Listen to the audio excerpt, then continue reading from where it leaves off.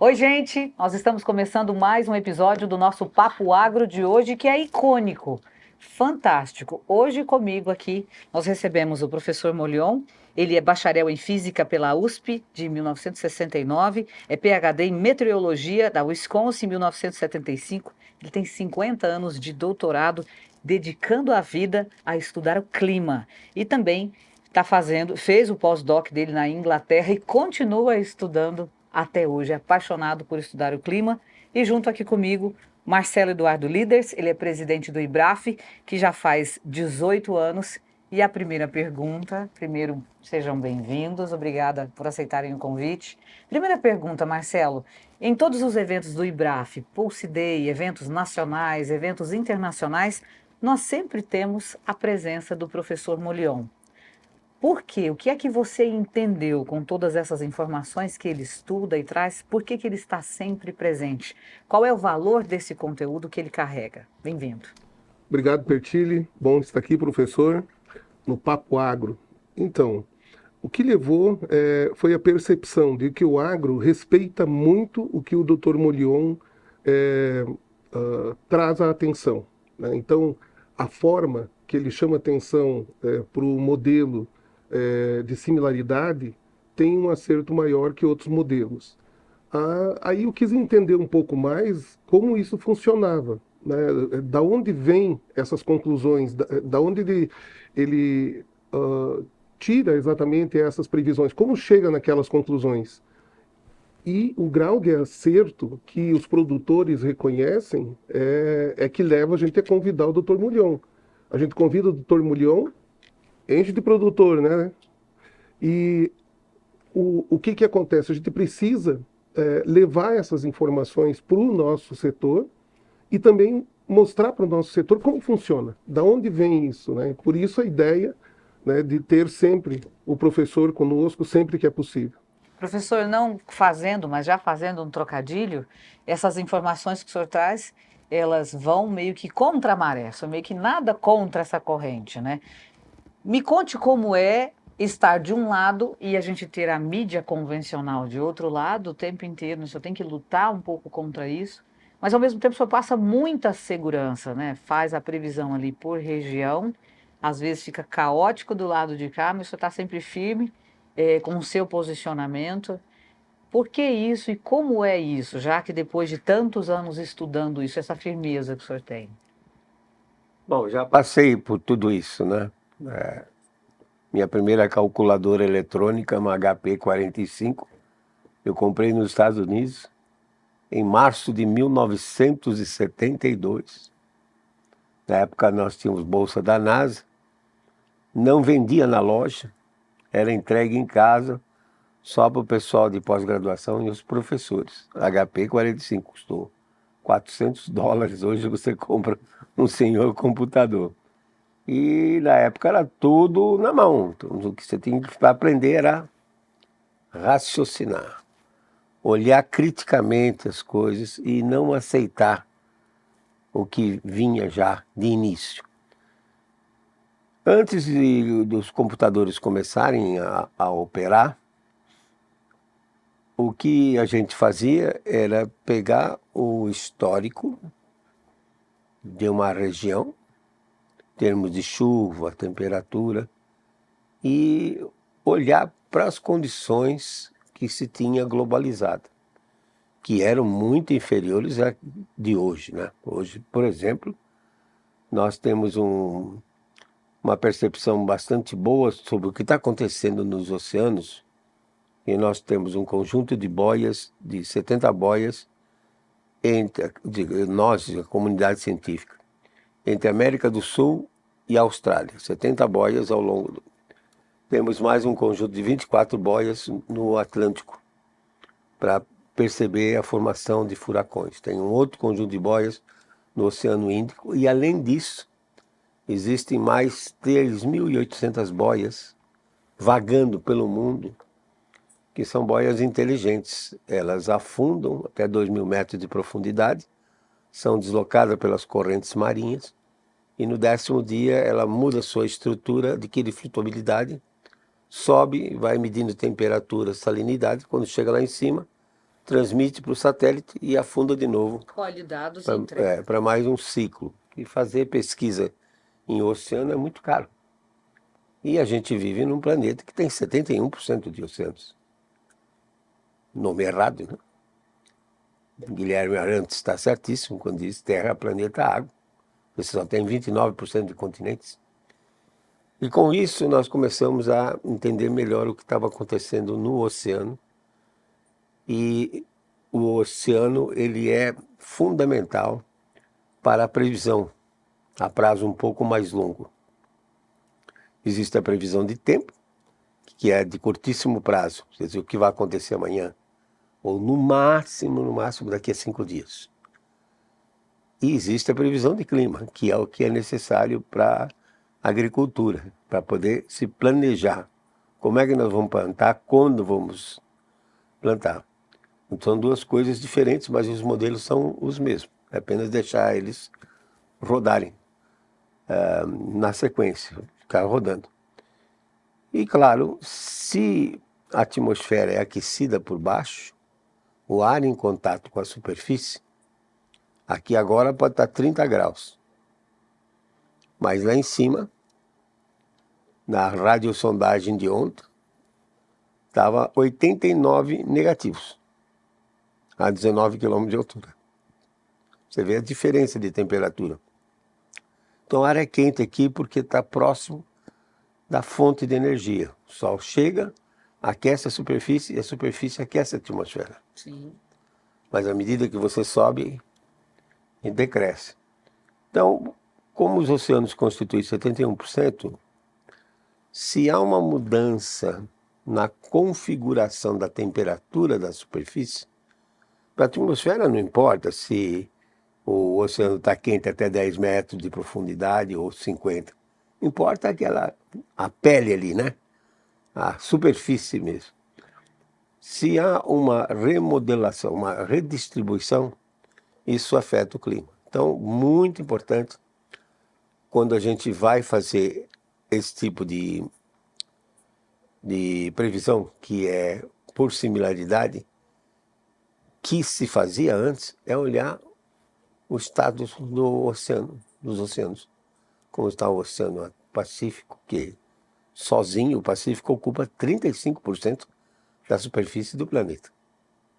Professor, o senhor vem do estudo do clima, vamos falar assim, né, Marcelo? Raiz. Sim. E aí, 50 anos depois do seu doutorado, inclusive, nós temos muita tecnologia que essa nova geração usa. O senhor disse, antes a gente tinha que raciocinar, a gente tinha que pensar realmente e entender mesmo. Hoje tem vários recursos, métodos, programas de computador, sistemas, supercomputadores. Então a tecnologia veio. Essa nova geração, o senhor que tem uma visão macro disso, ela está usando bem essa tecnologia para entregar essas informações para o produtor, seja para o produtor que está lá no campo, ou para a população em geral? Como é que o senhor vê isso? De maneira geral, não está usando, né? Porque hoje é tudo automatizado. As estações automáticas, elas transmitem os dados para uma central. Essa central, num determinado horário, digamos 0 horas do meridiano de Greenwich, todo mundo, pelo Global Telecommunication System, pelo Sistema Global de Telecomunicação, joga os dados. E esses dados vão parar em grandes centros, como em Washington, por exemplo, na Inglaterra, vai para o Japão, vai para a Austrália, vai para a França, vai para a Rússia. Eles recebem esses dados e aí automaticamente esses dados já entram no computador e é o computador que decide se aquela chuva que caiu lá no Rio Grande do Sul ontem é uma chuva que é válida ou não. Porque se for uma chuva excepcional, o computador joga lá fora. Ele tem uns certos parâmetros, né? Uns certos limites. Tudo que for fora daquilo, ele joga fora. E pode ser real, como foi a chuva de ontem no Rio Grande do Sul. Marcelo, quando ele fala assim, porque o meridiano de Greenwich, aí joga lá em Washington e tal, vamos trazer aqui para cá. Mas isso está muito distante de quem está lá em Castro, está muito distante de quem está lá em Santa Fé, em Goiás, em Patos de Minas, por exemplo, foram as regiões que nós passamos e conversamos com os produtores. Quando a gente traz isso para a realidade aqui, fora dessa técnica toda, quanto custa isso para o produtor, um erro desse? Essa chuva era boa, o computador, pelo sistema, ele tem um padrão, a receita que ele segue, ele jogou ela fora. Quanto custa isso quando eu investi em insumos, em óleo para o meu trator, para a minha colheitadeira, até mesmo para a tecnologia que eu comprei, acreditando que ia aumentar a minha produtividade? Esse produtor, como é que isso chega para ele? Não existe uma variação do tamanho da perda que tem por uma previsão que falha. O Dr. Morion mesmo coloca o grau de acerto que isso pode ter. O que eu percebo é que o agro respeita as previsões do Dr. Morion, não é porque o Dr. Morion é chamado na grande mídia de um negacionista. Então o agro compra a ideia dele. Não. O agro aceita as previsões do professor Morion porque acerta. A quantidade de acertos é muito maior que a quantidade de erros. Algum tempo atrás, até a gente brincou lá em Guarapuava, né? Com o nosso amigo Roberto Eduardo, que eu entrei em contato com ele 2 anos atrás, tinha dado uma geada e tudo mais, daí eu brinquei com ele. E ele é uma pessoa que acompanha muito o trabalho do Dr. Morion. O Dr. Morion tem um serviço de consultoria, né? E eles fazem parte desse serviço. Aí eu brinquei com ele assim, e daí? Dr. Morion acertou? Aí ele brincou comigo, não, Marcelo, ele errou. Esse ano ele errou a geada. Ele falou que ia gear na quarta, geou na sexta. Ou seja, a quantidade de acerto desse tipo de previsão é impressionante. E o agro só aceita isso porque bate no bolso do agro. Com certeza. Tá? Então, é diferente de nós, no dia a dia, dentro da cidade, esquentou, criou um desconforto. Esqueci o guarda-chuva. Esfriou, exato. Esfriou, criou um desconforto. No agro, isso custa bilhões. Então, o agro adota como uma boa previsão, uma previsão respeitável, essa previsão por similaridade, que no Brasil tem como expoente maior e defensor o Dr. Morion. Mas por que não tem mais gente? Porque não foi fácil ele enfrentar toda a mídia que pensa diferente. Também, não sei porquê, mas existe toda a mídia pensando e divulgando diferente disso. Então, eu imagino que não é fácil a posição dele, ele foi acostumando com isso. Né? Mas você ser tido como alguém que nega o que está todo mundo afirmando, agora por que nega? Porque funciona. Sim. O agro a maior prova de que isso funciona é o agro contratar esse tipo de previsão. Professor, deixa a gente entender como é que o senhor se sente nessa posição de o mundo está indo para cá, mas o senhor está vendo que é para cá, pelos seus cálculos, pelos seus estudos, e ter sempre alguém batendo, tem sempre alguém batendo, doutor Morion, mesmo vendo que essas previsões são 99%, 100% assertivas. Tem que bater aqui, o senhor bate, não importa o tamanho da instituição, do órgão ou de quem falou, o senhor vem aqui e bate. Hoje, com tanta experiência, não existe insegurança, né? De falar, não vou bater, não vou falar porque vão me retalhar. O senhor não se importa com isso? Como é que o senhor se sente? O que o senhor pensa sobre isso? O que eu vejo é o seguinte, essas pessoas estão doutrinadas. Foram doutrinadas por isso tudo que vem vindo, que não é daqui, né? Isso é imposto por um grupo, né? Esse grupo de Fórum Econômico Mundial, eles é que impõem isso. E para eles existe muito dinheiro, para eles liberarem aí $1 bilhão para fazer uma campanha contra a pecuária, contra a instalação de hidrelétricas, isso aí é pouca coisa, eles fazem. O ponto básico é o seguinte, existem 2 maneiras de você prever clima no prazo mais longo. Uma é por esse método de similaridade. Que consiste esse método? É traçar um cenário global, de clima global, com os dados que nós temos hoje. Como eu disse, o oceano, a atmosfera, sei o que está acontecendo nos Estados Unidos, na Rússia, sei que o Nepal está debaixo d'água. Vou para trás e seleciono um ano cujo cenário estava semelhante a esse atual. Então a minha probabilidade de acerto é bastante grande, porque a chuva que eu vou dizer para o produtor, olha, essa chuva foi registrada, no caso esse ano, 2024, nós estamos usando 2005, que as condições estavam muito semelhantes. Olhar o Pacífico, se vai ter um Laninha, não vai, ficou naquele ensaio, ia, não ia, 2006 não foi.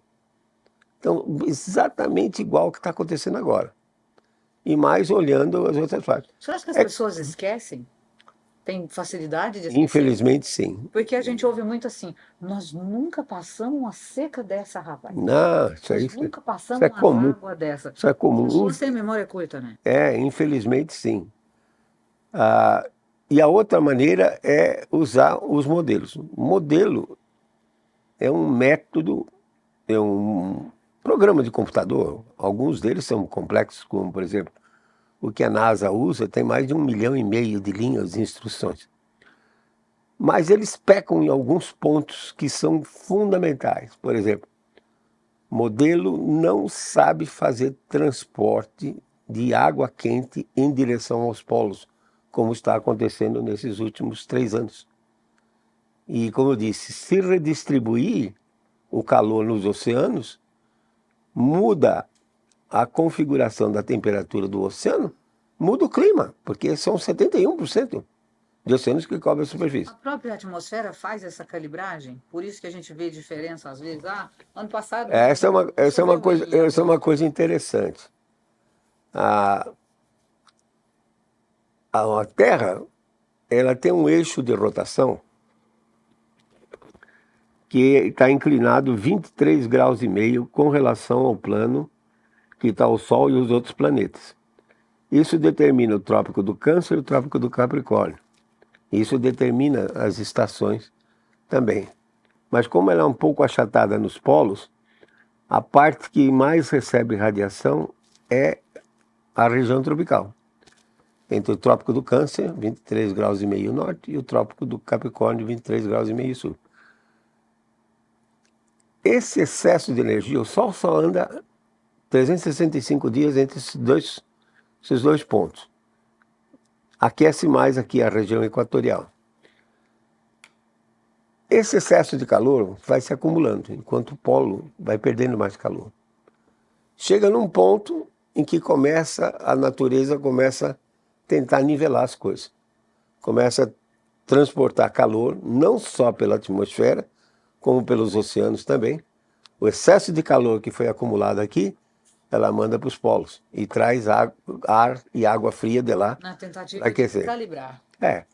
E aparentemente isso tem um ciclo de aproximadamente 60 anos. Passa 30 anos acumulando calor, depois passa 30 anos resfriando, trocando. É um negócio fantástico. Tudo isso é conhecimento, Marcelo. O IBRAF tem 18 anos, mas você trata com os produtores a vida toda. Hoje o IBRAF tem o Clube Premier, que reúne informações de clima e de mercado. Até onde esse produtor, esse empacotador que depende do produtor, ele busca conhecimento?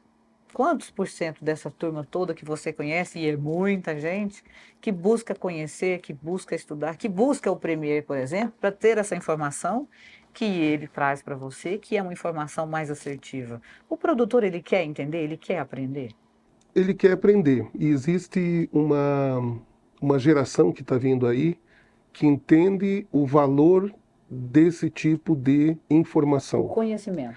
Então, o que existia no passado, essa primeira geração que chegou no agro do Brasil, a primeira parte da segunda, dependendo da idade que chegou, ela foi bastante empírica e ela realmente não tinha condições de adquirir a informação e o conhecimento.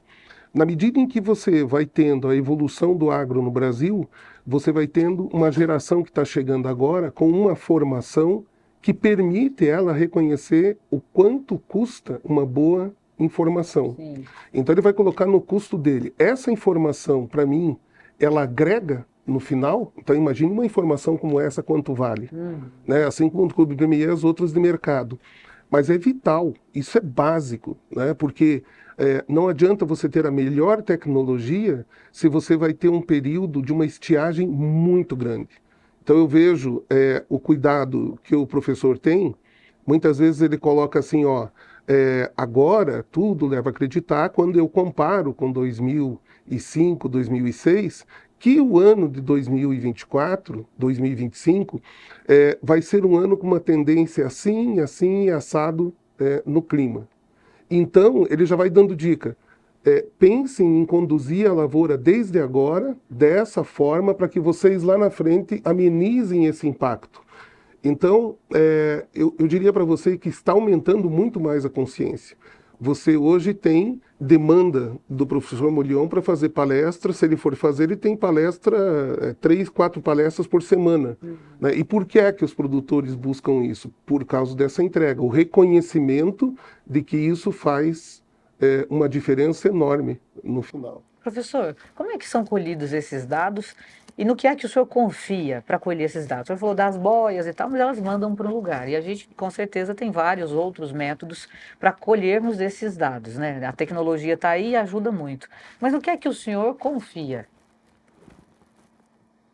Olha, fica muito difícil falar nisso, a gente tem que acreditar que esses dados são coletados de uma maneira honesta, né? Sim. Se eu for pensar que alguém vai estar deturpando, Manipular em benefício próprio de alguma causa, né?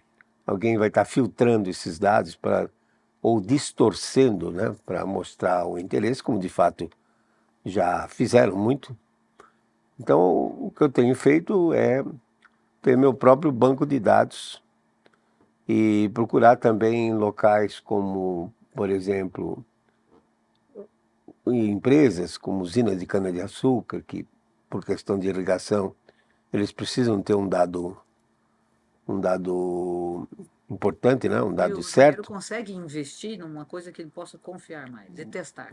Muitos fazem. O grande problema hoje, nesse caso, por incrível que pareça, ninguém fala nisso, é a mudança de equipamento. As estações convencionais, elas tinham mercúrio, o termômetro de mercúrio. E hoje as estações automáticas, elas têm um termistor, que é uma pecinha eletrônica. Mas a diferença é fundamental, porque enquanto o termômetro de mercúrio leva 15 minutos para responder ao sinal, 95%, o termistor, em 30 segundos, ele responde 30%. É como se a gente trocasse aquele termômetro que fazia assim para ver febre de criança e hoje vai na testa, rápido. Sim. O que me parece que vai acontecer é que o termômetro, ele para 1 grau, mudança de 1 grau, ele leva 15 minutos para refletir na marca do mercúrio. Seria isso? Enquanto que o eletrônico não, ele é extremamente rápido. Então, se eu fizer uma média durante um certo período, o eletrônico vai ser sempre marcar a temperatura mais alta do que o convencional. As pessoas não levam isso em consideração, a mudança de instrumentação. Mas eu queria voltar no ponto dos modelos de clima. Sim. Nos melhores, como é que você representa um modelo no computador? Você cria uma grade de longitudes e latitudes. Tá? Então fica lá uma gradezinha, que no caso de superfície são 65 mil pontos, e você coloca a informação nos pontos. Por exemplo, ponto A, ponto B. Só que por questão de limitação de máquina, supercomputadores, mas mesmo assim eles são limitados, e também de coleta de dados, também não se tem essa frequência. Entre o ponto A e o ponto B, tem uma distância de 110 quilômetros. 110 quilômetros. Eu vou rodar o modelo hoje à meia-noite, coloco as variáveis atmosféricas, pressão, temperatura, umidade, etc. aqui. No ponto B, coloco as correspondentes, mas entre A e B não existe nada. Vamos dizer que eu comece a rodar o modelo e de repente surge uma nuvenzinha aqui, ó, bem no meio do A e o B. E uma nuvem modesta, de 10 quilômetros de diâmetro equivalente. Ela vai crescer, ponto A não sabe que ela está lá, ponto B não sabe, porque não tem informação nenhuma. Ela sobe, precipita. Se ela chegar a 10 km de altura, ela vai ter possivelmente uma precipitação de 30 milímetros. O ponto A diz que não choveu e o ponto B também diz que não choveu. Por quê? Porque os processos que produzem chuva na natureza são de escala muito pequena, comparado com a escala que o modelo é informado. Literalmente é como se os processos que produzem chuva fossem areia fina e a grade do modelo seria uma peneira grossa. Como é que você vai segurar areia fina com peneira grossa? Então o modelo não sabe distinguir isso. Mas isso é aceitável, Marcelo? Não é. Nos tempos de hoje, com tanta tecnologia? Mas o que acontece é o seguinte, é que quando você fala em melhorar a resolução, ou seja, vamos partir de 110 para 55. Você vai dobrar a resolução. Sim. Quanto menor for a escala, maior resolução você tem. Só que não é uma variável só. É x, y, z e o tempo. São 4 variáveis. Então, se você procurar melhorar, vamos dizer assim, duplicar a resolução desse modelo, na realidade você está fazendo isso com 2 elevado à quarta. Ou seja, 2 vezes 2 vezes 2 vezes 2, porque são 4 variáveis. Você tem que multiplicar a sua capacidade de computação de 16 vezes. E nós não temos tecnologia para isso. E o que seria o correto para eu conseguir fazer essa leitura? Não, é por isso que os modelos não dão resultado. Porque se modelo não sabe fazer chover, se para chover eles inventam uma equaçãozinha que vai cobrir 100 km por 100 km, dá 10 mil quilômetros, 1 milhão de hectares. Ele inventa uma equaçãozinha que vai representar a chuva de 1 milhão de hectares. 1 milhão de hectares. E aquela equaçãozinha é cheia de incógnitas, que eles chamam de parâmetros. Então o que eles fazem? Pegam um período conhecido, que já foi preparado, digamos, chuva de 1975 até 2000, e força os parâmetros do modelo a responder àquela chuva, de 75 a 2000, Sim. que foi um período quente. O resultado é que uma vez que o modelo está sintonizado para aquele período, como o clima é variável, ele não serve nem para estudar o período anterior, a 75, e não serve para fazer previsão depois de 2000. Eu fico vendo o senhor, que é produtor, ouvindo uma coisa dessa. Por isso que ele tem tanta fé, será? Eu tenho muita fé. O que eu acho interessante e me chamou a atenção a primeira vez na questão da similaridade foi que a gente reconhece os ciclos. Nós temos um ciclo do dia, 24 horas, a gente tem o semanal, né, o lunar, o mês.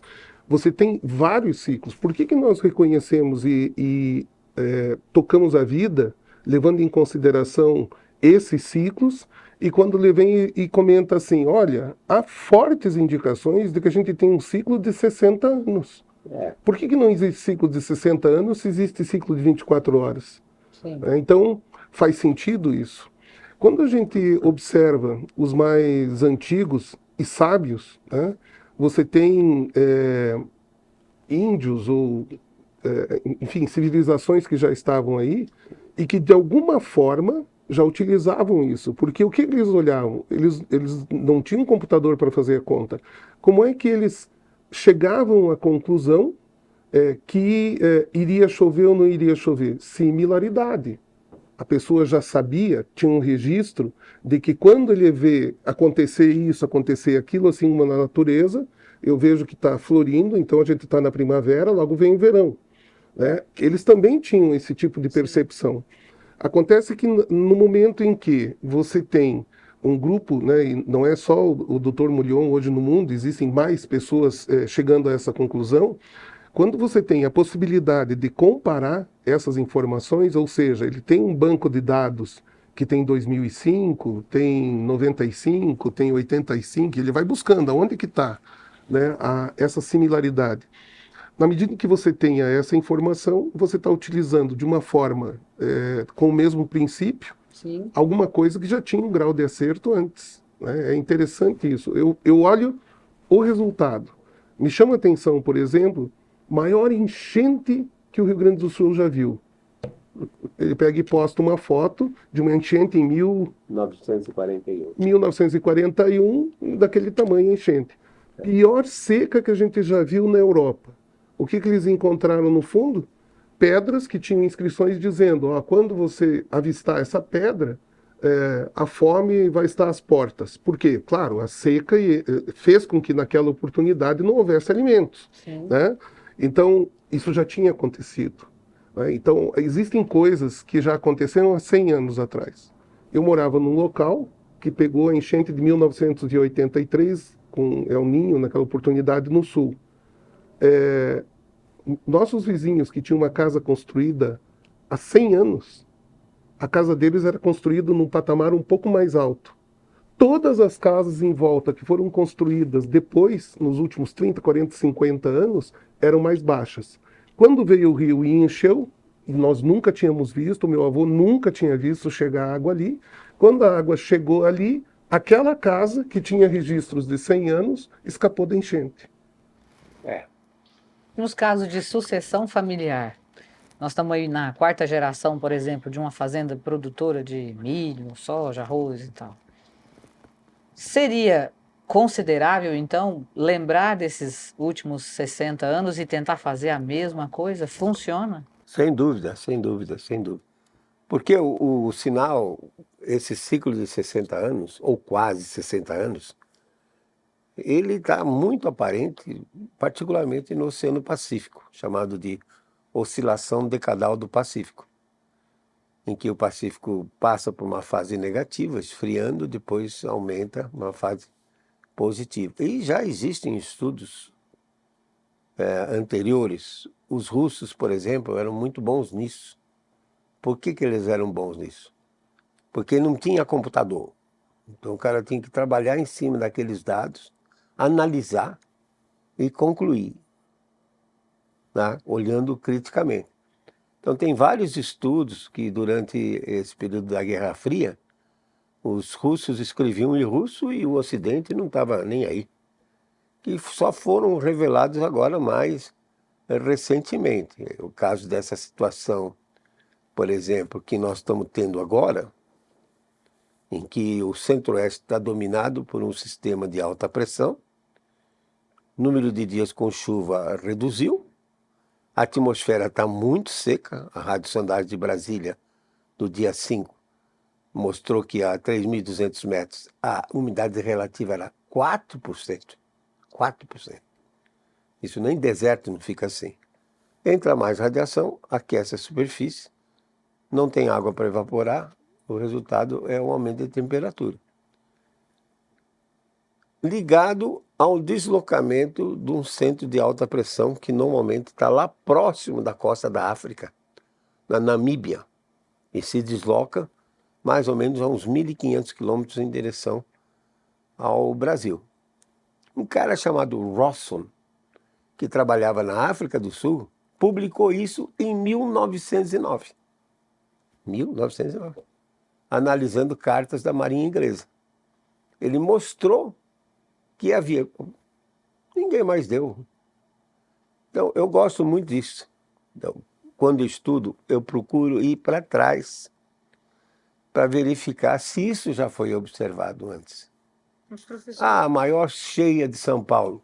Quando o senhor conta essas histórias, a gente começa a pensar aqui, ó, se esses ciclos eles se repetem de tempos em tempos, como é que a gente pode enxergar, então, as mudanças climáticas? Até onde a mudança e até onde aquilo já aconteceu e está aí? Mas o normal do clima é ser variável. Não tem como. A mudança é permanente. É permanente. Desse alarde todo. Não, é permanente, porque eu digo, é um sistema aberto. Uhum.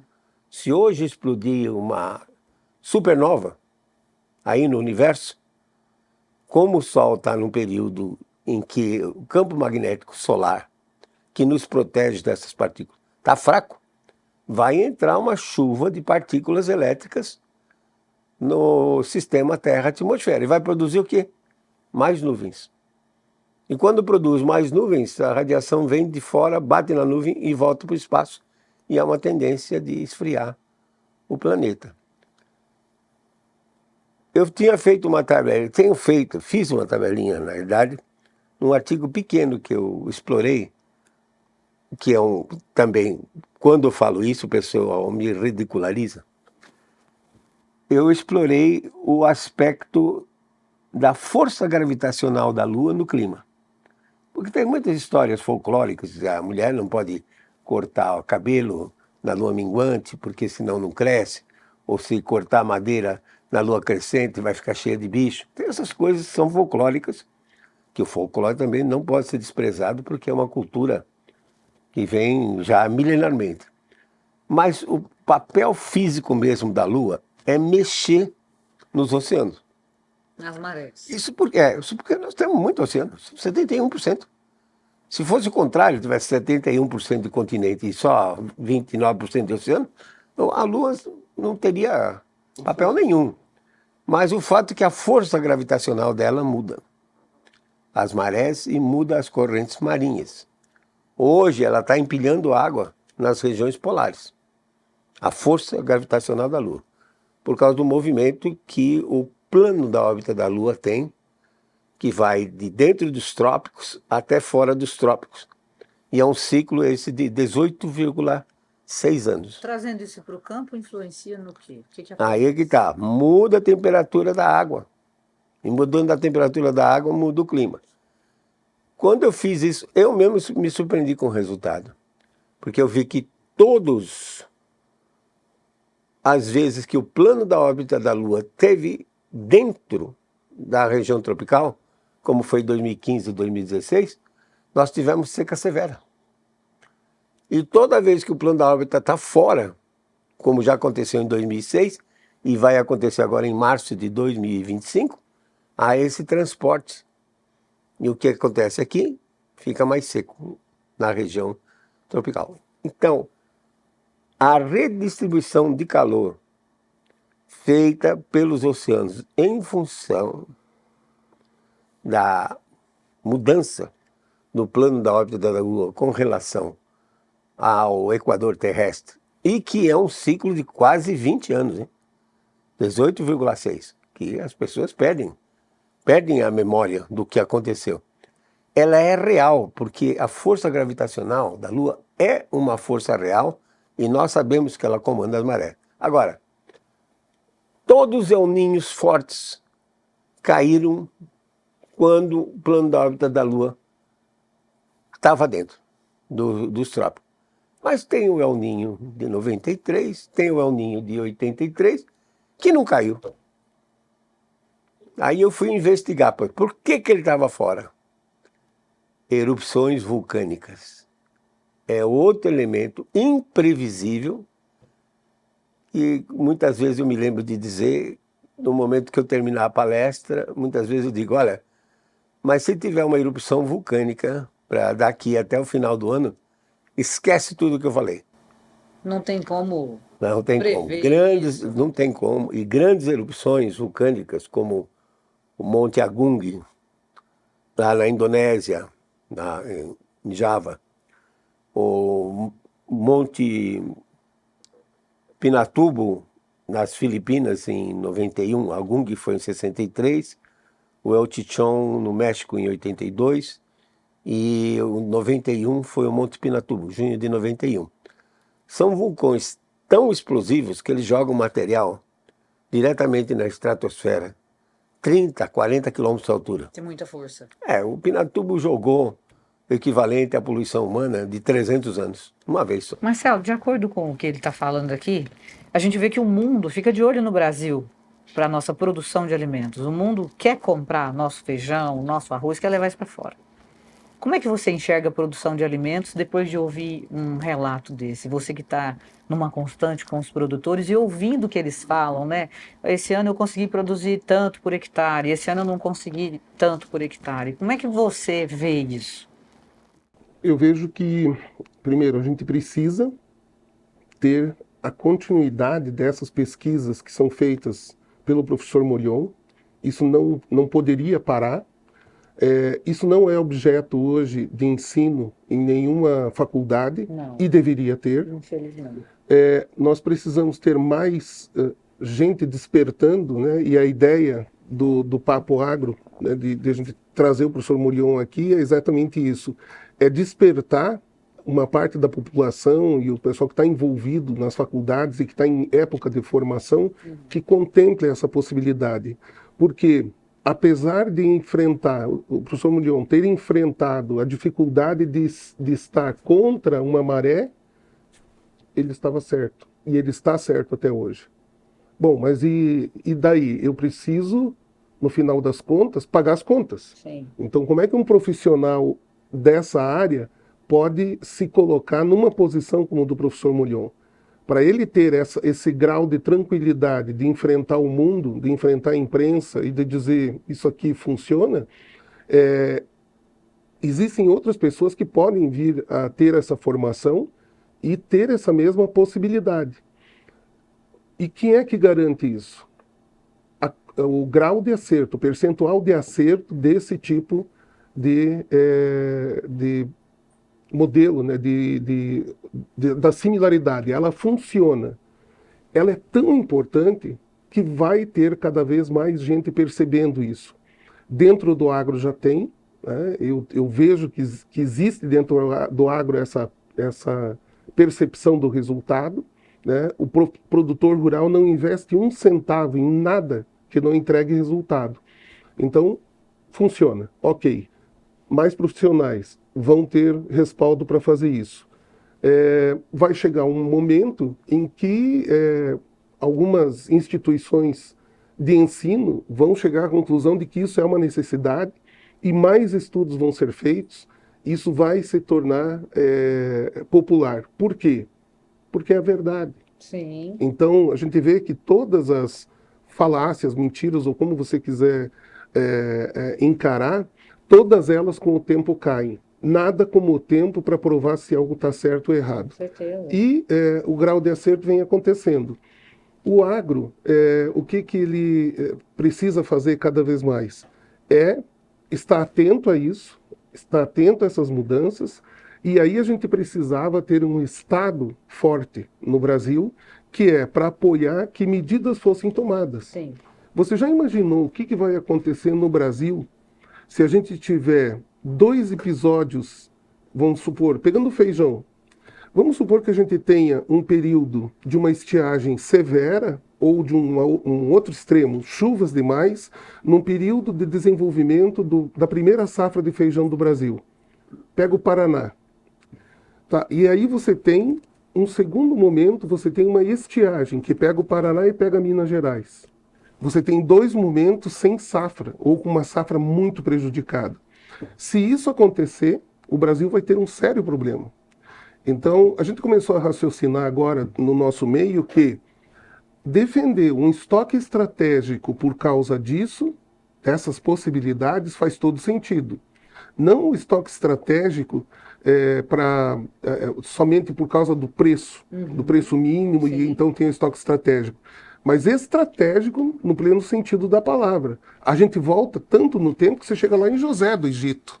Quando ele soube, né, que iria ter um período seco, o que ele fez? Estoque estratégico. Então, esse assunto é tão sério que envolve as vidas dos seres humanos. E no Brasil, a gente não está tratando agora só de vamos cuidar de alimentar o mundo. Não, Sim. Vamos cuidar de alimentar o brasileiro. E se a gente tiver 2 episódios? Qual é a chance disso acontecer? Quem é que pode dizer para nós quando isso pode ter mais chance ou não? No meio tem um vulcão, no meio tem uma formação diferente. Mas qual é a tendência? Então, o risco de a gente não olhar isso, de não olhar com frieza, ele é seríssimo. Ele custa a vida de pessoas. Professor, trazendo para a vida das pessoas, trazendo aqui para o nosso cotidiano, que acaba que influencia. Se não tem comida, não tem gente. Ninguém pensa direito com fome. Ninguém trabalha direito com fome.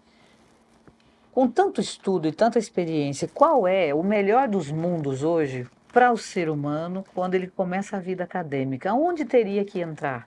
Aulas de climatologia para a gente entender. Precisam existir figuras que tragam informações seguras. Quando elas vão nascer? Aonde tem que entrar? Tem que entrar na pré-escola? Tem que entrar no ensino médio? Só na faculdade? Qual seria o melhor dos mundos? Agora falando como profissional, como professor. Eu acho que teria que remodelar tudo, porque houve uma decadência ao longo dos anos do ensino. E as pessoas se tornaram mais automatizadas, vamos dizer assim, perderam o senso crítico. E analisando outros locais também, isso não é só privilégio nosso, não. Aham. Também muitas universidades nos Estados Unidos e na Europa caíram de nível. O senhor acha que existe uma doutrinação para outro sentido? Eu acho que sim, e que isso é proposital para levar para dentro daquilo que o indivíduo, quanto mais ignorante for, mais fácil é de ser manejado. E, lamentavelmente, isso está acontecendo de maneira geral. Eu acho que até recentemente a Coreia do Sul, que estava se destacando, agora também já entrou num declínio. Então, olhando o futuro, sabe, eu tenho um livrinho de Isaac Asimov, que é ficção científica. Ele fala dos 9 amanhãs, e num desses 9 amanhãs ele só coloca os computadores dominando tudo, e novos computadores E robôs e controlando, produzindo novos computadores melhores, e a população simplesmente como fossem inertes, Obedecendo. escravos. E parece que a coisa está indo para aí. Agora está vindo a inteligência artificial. Mas a inteligência artificial tem que ter um problema sério. Se a maior parte alimenta, dizer assim, o homem é responsável pelo aquecimento global, quando alguém fizer uma pergunta para a inteligência artificial, ele vai dizer assim, o planeta está aquecendo por causa do homem. Mas não é verdade. Até onde Então, vai isso, esse que é o professor? ponto. Então, não pode cortar a árvore aqui, porque não sei, tudo bem, vamos replantar, eu concordo com isso, tá? Mas qual a opinião do senhor real disso? Precisa mesmo espalhar esse terror todo, esse pânico todo? Até onde isso é realmente verdade, até onde isso é realmente firme? Olha, esse resultado aqui realmente veio disso. No ponto que Marcelo começou, né? Ah, Aqui no Brasil existe uma confusão tremenda entre Amazônia Legal, que é um território de 5.200.000 quilômetros quadrados, que foi estabelecido para incentivos fiscais, as zonas francas, mas que a Amazônia Legal só detém 65% do bioma amazônico. O restante está na Venezuela, na Colômbia, no Peru, na Bolívia. E o que foi desmatado, o que foi explorado, na realidade é um outro tipo de vegetação, que não é a floresta amazônica. É algum tipo de cerrado, cerradão, campinarana, que permitiu então que se desmatasse e corrigisse o solo. Lembrar que durante o governo militar, o indivíduo tinha que desmatar 50% para ter o título. Hoje não, hoje o novo Código Florestal só limita a 20% de desmatamento e 80% de preservação, que ninguém no mundo faz isso. Mas é só você fazer os cálculos, você vê que é absolutamente ridículo. Se eu fosse desmatar a Amazônia, o bioma amazônico, que são 5,5 milhões de hectares na taxa atual, 10 mil hectares por ano, ia levar aí da ordem de uns 550 anos. você vai estar aqui? 550 anos sem deixar crescer nada.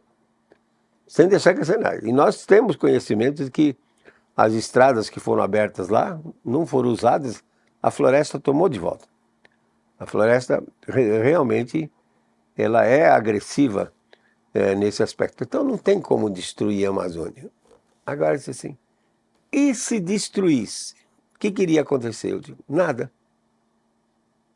Não, mas a Amazônia não controla Não é o o pulmão do mundo, não é o pulmão do mundo. O sistema como um todo, micro-organismos e planta consome mais oxigênio do que produz, absorve bem gás carbônico, certamente que absorve gás carbônico, que também diziam que não, porque a floresta estava num estado dinâmico estado dinâmico ou estável, não absorveria nada, mas é um grande engano. Porque quando você olha as imagens de satélite, você vê destruições na floresta produzidas por tempestades. Lá também dá tornado, dá tromba d'água. Então brigue com a chuva. É, também dá... Na internet, para televisão, Exato. brigue com a chuva, brigue com Deus. Vai pro Instagram. Não. Tá, tem tornados, tem ventos fortes que se derruba uma árvore frondosa daquela, como um jequitibá mirim ou uma castanheira com 70 metros de altura, quando ela cai, ela leva efeito dominó, um monte. E aquelas que estão ali embaixo, que não estavam expostas ao sol, de repente começam a fazer fotossíntese. Então a floresta, ela é sempre viva, ela está sempre se renovando. Marcelo, o planeta é inteligente, ele foi muito bem, Em função, né? em função dessas destruições naturais. E realmente 5,5 milhões de quilômetros quadrados é 1% do planeta. O planeta tem 510 milhões de quilômetros quadrados. Tem 360 milhões de quilômetros quadrados de oceanos. A Amazônia, 1%. O professor, quem é que ganha com essa briga toda? Não sei, tem muitos interesses por aí, interesses comerciais, tem interesses malthusianos, né? Thomas Robert Malthus, já em 1796, já escreveu um ensaio de como controlar a população do mundo, porque ele dizia que a produção agrícola crescia muito lentamente e a população exponencialmente. Então, já naquela época, ele demonstrava os reis, os administradores, que tinha que controlar a população do mundo. Thomas Robert Malthus, daí a teoria malthusiana, e até hoje tem gente como do WEF, do World Economic Forum, que acha que tem que controlar. Marcelo, diante disso, o que o produtor, no dia a dia dele, na realidade dele, ele pode fazer para não ficar refém? Nem dessas polêmicas, nem de tantas notícias que a gente hoje tem internet. Então, a internet é terra de ninguém, né? Menos um pouco hoje, né? Mas ainda as pessoas sentam na frente do celular, na frente de uma câmera e falam o que querem. Como é que fica esse produtor, sendo que a indústria dele é a céu aberto, a empresa dele é o campo? Como é que ele pode fazer para não ficar refém desse tipo de fake news, de informação, que só traz caos e às vezes não tem embasamento tão técnico como o do professor Molion? Se existe um problema de formação hoje na educação do Brasil, que não está permitindo que essas pessoas surjam e possam contribuir para o futuro na agronomia, uma das iniciativas que podem existir é que as instituições que representam os produtores, na medida que os produtores têm influência com os legisladores do Brasil, a gente abrir espaço para que essa formação volte a acontecer. Sim. Né? Uma das situações que eu gostaria até de ouvir o professor sobre isso é como está no mundo esse tipo de... Como está no mundo a previsão por similaridade? Existem outros polos, outras pessoas admitindo que isso funciona? Como é que está isso a nível mundial? Então, já começa a haver um grande debate sério na comunidade científica sobre os modelos de clima, os códigos de computador e seus resultados. Porque esses modelos, em princípio, não foram feitos para fazer previsão.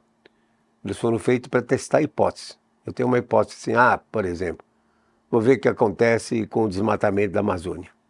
Então, no modelo, eu posso desmatar a Amazônia e rodar para ver o que acontece. Então, modelos foram feitos para testar hipóteses e não para previsão. Então, há um criticismo muito grande com relação a isso e muita gente está começando a olhar de volta para o método que era usado antes, que era a similaridade. Né? Então, eu acho que com o tempo, o fato de os modelos errarem muito, vai levar de volta para isso aí, porque não tem como você melhorar modelos, tem aspectos computacionais, limites computacionais, tem limite de coleta de dados. O que você vai fazer esse O vídeo? que resolve essas falhas dos modelos, professor, na opinião do senhor? Não tem como, não tem como. É limitação, não tem jeito. Então, o erro está em tratar como verdade aquilo que foi criado para a hipótese. Isso, como eu mencionei aí, o sujeito bota dados numa quadrícula de 110 por 110 quilômetros, isso aí representa 1 milhão de hectares, e ele coloca uma equaçãozinha matemática para produzir chuva em 1 milhão de hectares. Coisa que nós sabemos que isso não é verdade, porque se você está numa estrada, às vezes você passa por uma faixa molhada, depois por uma faixa seca, outra faixa molhada, ou as famosas frases, choveu na porteira, não choveu aqui na sede, mostra que os modelos não vão conseguir resolver, principalmente o ciclo hidrológico. É o maior desafio que existe. E o pior de tudo é que chuva, quando cai, refrigera a superfície. Né? Então, se essa refrigeração de superfície não entra na contabilidade, eles vão sempre dizer que o mundo vai estar se aquecendo, se aquecendo. Basta o modelo criar chuva abaixo do que nós estamos acostumados a observar, para que o modelo dê como resultado aumento de temperatura. É uma limitação, não tem como. Como ficam as previsões para 2300? Que eu andei vendo algumas manchetes agora recentemente. É 2050, 2070, 2300. Então, esses modelos estão projetando essas informações lá e aí surgem catastróficas em 2070. Nós temos que aceitar que tudo vai se acabar, ser destruído, 2070 vão morrer não vai- torrado, a Amazônia vai O Brasil acabar. não vai mais Porque existir a em gente não vê 2070. nenhuma positiva, né, Marcelo? A gente só vê coisas ruins. Não, isso não tem base científica nenhuma, porque devido à limitação computacional, à medida que faz os cálculos, e em geral os maiores modelos, os melhores, eles fazem cálculos a cada 30 minutos. Em cada 30 minutos, então faz 48 cálculos para representar um dia. Né? Se você for representar 100 anos, então 48 é 4.800 cálculos. Nesses cálculos vai sempre sofrendo, aumentando o erro. Então o que está saindo dali não tem confiabilidade alguma. Modelos são os mesmos modelos de previsão de tempo, de prazo curto, o mesmo modelo de previsão de clima. É só deixar o modelo rodando por 50, 100 anos, 300 anos. Os modelos de previsão de tempo, a confiabilidade deles, nas melhores circunstâncias, é 5 dias. Agora imagina quando tem a previsão para 30 anos, para 100 anos. Então posso ficar tranquilo que em 2300 vai estar tudo bem aqui. Eu vou dizer para você o seguinte, não perca o seu sono. Nós estamos entrando numa nova era glacial, devagarinho, que vai atingir o seu pico daqui a 100 mil anos. Você vai perder o sono por causa disso? Daqui a 100 mil anos, Marcelo, o que você vai estar fazendo? Olha, não sei. Mas eu tenho uma pergunta final Sim. para o professor Molion. O senhor tem 50 anos de doutorado, tem toda essa experiência de tanto tempo, poderia hoje estar tranquilo. A gente sabe que andar pelo Brasil traz uma dose de sacrifício, né? Dormir em hotel, cama diferente, pega voo, o voo é cancelado, atrasa, tudo isso. Por quê, professor? O senhor continua levando essas informações para o setor? Eu acho que é uma forma de eu procurar contribuir para o desenvolvimento do país, principalmente considerando que a informação que chega, ela não é a informação mais adequada, a informação mais apropriada. E também toda essa coisa que se estabeleceu a partir de 1988, com a criação do Painel Intergovernamental de Mudanças Climáticas, que insiste nesse período. No ano que vem nós vamos ter a COP número 30, que é a Conferência das Partes, que vai ser aqui no Brasil, vai ser no Pará. 30 anos esse pessoal debatendo, não chegou a conclusão nenhuma. Então me vejo na obrigação como brasileiro de dar um retorno. E o único retorno que eu posso dar é esse, é viajando, estando em contato. Você vê que as minhas palestras levam a previsão para a safra, mas também eu discuto a tendência do clima, mostrando que é uma grande tendência de resfriamento e não de aquecimento. E é por isso que eles me chamam de negacionista, porque não vejo absolutamente base científica alguma para se dizer que o mundo está aquecendo por conta das atividades humanas. Professor, eu gostaria de dizer que foi uma honra para mim, para o Marcelo também, para nós do IBRAF, para mim como comunicadora, recebê-lo. E eu gostaria muito que o senhor deixasse duas coisas para a gente. O primeiro, o que o senhor enxerga para daqui a 5 anos dentro do seu setor?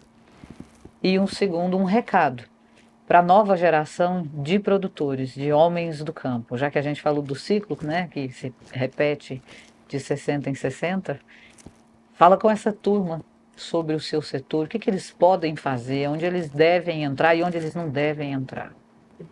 Eles têm que, primeiro, como o clima é a variável que basicamente é incontrolável, você pode controlar a estrutura física do solo, a estrutura química, a parte biológica agora está entrando bastante forte, pode escolher a variedade de planta, mas clima é sempre aquela pedra no sapato, né? Então acho que tem que prestar atenção nessas informações que chegam, ficar sempre desconfiado dessas previsões que são feitas, principalmente hoje todas com modelo. E finalmente, acho que é muito importante ter um senso crítico, analisar criticamente essas informações que chegam e procurar saber qual é o fundo de verdade, qual é a base científica que elas têm. Vou corrigir minha pergunta. Eu falei para o senhor falar o que o senhor enxerga para daqui a 5 anos, mas eu descobri hoje, com essa aula que a gente teve aqui, não dá. O que o senhor enxerga para amanhã na previsão do tempo? Mudanças. Mas dessa vez nós estamos observando, né? Estamos observando mudar, que as imagens de satélite já estão mostrando que já está começando a chover na parte oeste da Amazônia, na Bolívia, no Peru. E isso é um prenúncio de que a estação chuvosa vai se estabelecer mais lentamente. Outubro ainda fica abaixo da média, no centro-oeste, praticamente quase todo o Brasil. Novembro chove um pouco mais, dezembro mais ainda, e março e abril, principalmente o norte e nordeste, deve esperar muita chuva, porque o Oceano Atlântico tropical está aquecido e os ventos vão trazer umidade de lá. Então, pelas cores dos gráficos do professor Molion, tem um verdinho agora de esperança. Muito obrigada pela presença do senhor Marcelo, muito obrigada pela sua presença também. Foi um prazer, obrigado ao Dr. Molion, não só por essa oportunidade de a gente trocar essa ideia, mas por tudo que fez e que faz pelo agro do Brasil. Muito obrigado. É uma satisfação, Marcelo, poder contribuir, né? A gente passa por essa vida, se não deixar algo, então passa incólume sem ninguém saber que você passou. Uma nuvem passageira. Exatamente. Certamente é um legado incrível que o senhor está deixando, fez realmente história. A gente vem para esse mundo, como diz o meu pai, que também é agricultor, a gente tem que servir para alguma coisa nessa vida, para melhorar a vida das pessoas. O senhor cumpriu muito bem esse papel. Muito obrigada a você que nos acompanhou até aqui. Eu te espero no próximo Papo Agro.